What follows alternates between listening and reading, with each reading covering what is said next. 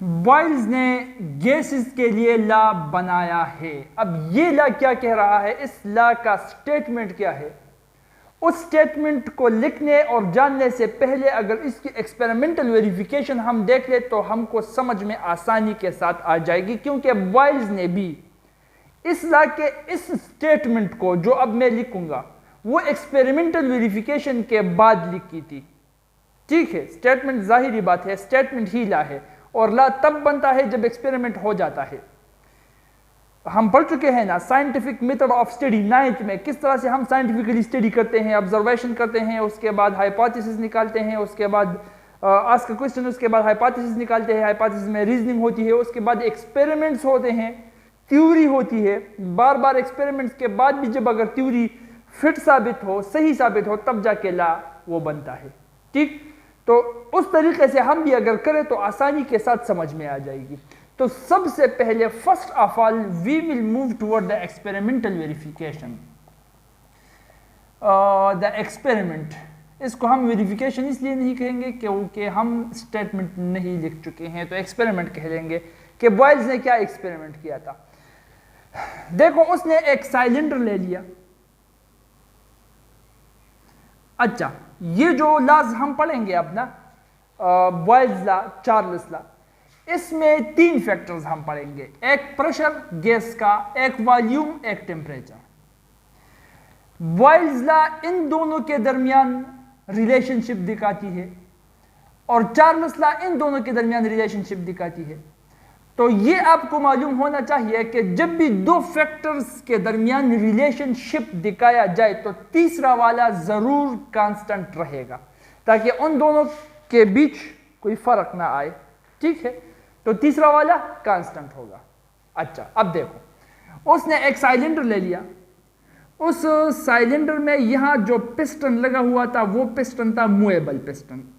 उसमें यहां पर बॉल बेयरिंग्स लगे थे। मूवेबल पिस्टन मतलब ऊपर नीचे जा सकता था।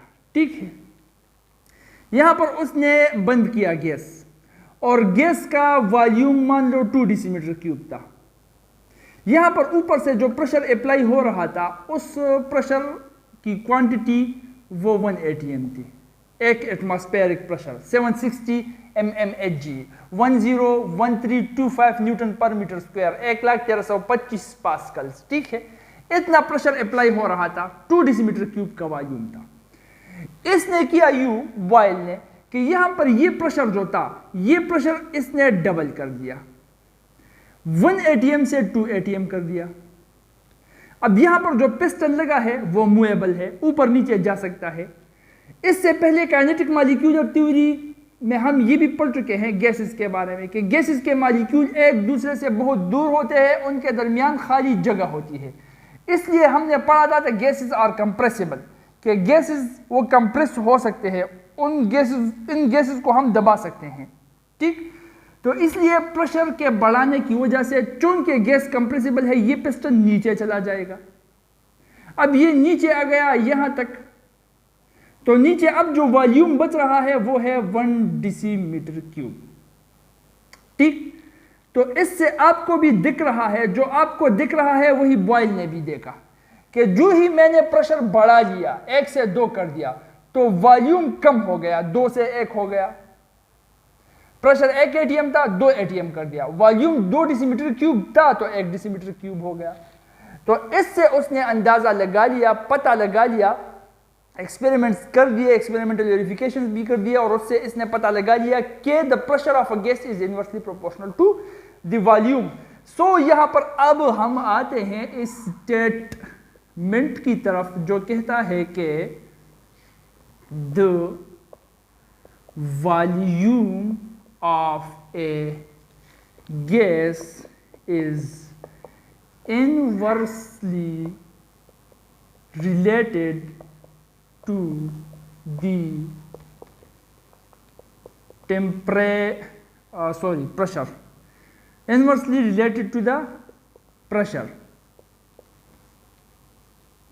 provided that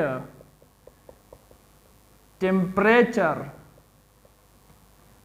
should be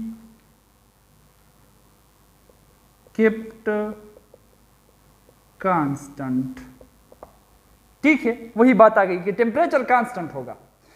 मतलब यहां पर अगर टेम्परेचर स्टैंडर्ड कंडीशन में हम ले जाए 25 डिग्री सेंटीग्रेड, तो यहां पर भी वही room standard temperature 25 degree centigrade होना चाहिए, क्योंकि अगर टेम्परेचर को हमने बढ़ाया या घटाया तो टेम्परेचर के साथ भी वॉल्यूम का ताल्लुक है, फिर हम प्रेशर और वॉल्यूम के दरमियान जो ताल्लुक है उस ताल्लुक को हम निकाल नहीं पाएंगे। ठीक है, तो टेम्परेचर को हमें नहीं चलना, टेम्परेचर कांस्टेंट होना चाहिए, ताकि जो रिलेशनशिप हम निकाल रहे हैं वो रिलेशनशिप प्योरली प्रेशर और वॉल्यूम के बीच ही हो। ठीक, तो यहां पर स्टेटमेंट क्या बन गया? The volume of a gas is inversely related to the pressure. Volume, gas का जो वॉल्यूम है उसका उल्टा ताल्लुक है, रास्त तनासुब है, उर्दू में क्या कहते हैं, रास्त तनासुब कहते हैं, इनवर्सली रिलेटेड उल्टा ताल्लुक है टू द प्रेशर, प्रेशर के साथ। मतलब अगर हम प्रेशर बढ़ाएंगे तो वॉल्यूम कम होगा, प्रेशर हम कम करेंगे तो वॉल्यूम बढ़ेगा। उल्टा ताल्लुक है प्रेशर के साथ एक गैस के वॉल्यूम का, प्रोवाइडेड दैट, शर्त यह है कि temperature should be keeped constant, temperature को आप कांस्टेंट रखोगे। मैथमेटिकली देख लेते हैं यहां पर, mathematically pressure is inversely proportional to volume. Inverse relation हम 1 ओवर द फैक्टर लिखते हैं। ठीक है, तो pressure is inversely related to the volume. Proportionality sign को हटा दिया तो P is equal to K divided by V, K constant है, K को यहां पर रहने दिया, V को यहां इस इक्विलिटी साइन से यहां ट्रांसफर किया, तो ये बन जाएगा K is equal to PV। ठीक है, अच्छा, अब मैं ले रहा हूं ये वाला केस, यहां पर इस प्रेशर को मैं कहता हूं P1, इस वॉल्यूम को मैं कहता हूं V1। प्रेशर चेंज हुआ तो इस प्रेशर को मैं कहता हूं P2, वॉल्यूम भी चेंज हो गया तो इस वॉल्यूम को मैं कहता हूं V2। अब इस फर्स्ट केस के लिए मैं ये लिख रहा हूं, तो for the first case it will become K is equal to P1 V1। Second के लिए लिखूंगा तो वो होगा, सेकंड केस के लिए K is equal to P2 और V2। सेकंड केस में P2 V2 है, फर्स्ट केस में P1 V1 है। K के साथ हम 1 2 इसलिए नहीं लगाएंगे कि K कांस्टेंट है, कांस्टेंट होता है, कांस्टेंट पे 1 2 3 ये नहीं होता, कांस्टेंट एक ही वैल्यू होती है। ठीक है, अच्छा, अब इस इक्वेशन से हमको क्या जाहिर हो रहा है कि लेफ्ट हैंड साइड अगर बराबर है तो राइट हैंड साइड भी बराबर है, इसलिए ये हम इस तरह से लिख सकते हैं कि P1 V1 is equal to P2 V2। This is the final equation for the Boyle's law which we can use for the numerical problems, for solving the numerical problems. जब भी न्यूमेरिकल प्रॉब्लम्स सामने आ जाते हैं तो उनको हल करने के लिए जो फाइनल इक्वेशन है बॉयल्स लॉ का वो ये है, P1 V1 is equal to P2 V2। अब न्यूमेरिकल प्रॉब्लम्स आएंगे भी, चैप्टर के अंदर मौजूद है, एक्सरसाइज के अंदर मौजूद है, वो इंशाल्लाह हम करेंगे, तो उसमें हम ये वाला फाइनल इक्वेशन पर इस्तेमाल करेंगे। ठीक है, ये मैथमेटिकल डिराइवेशन हुआ, ये स्टेटमेंट हो गया, वो एक्सपेरिमेंट हो गया। यहाँ पर डायग्रामेटिक एक्सप्लेनेशन कर लेते हैं। डायग्रामेटिकली हम इसको एक्सप्लेन किस तरह से करते हैं, डायग्रामेटिक एक्सप्लेनेशन।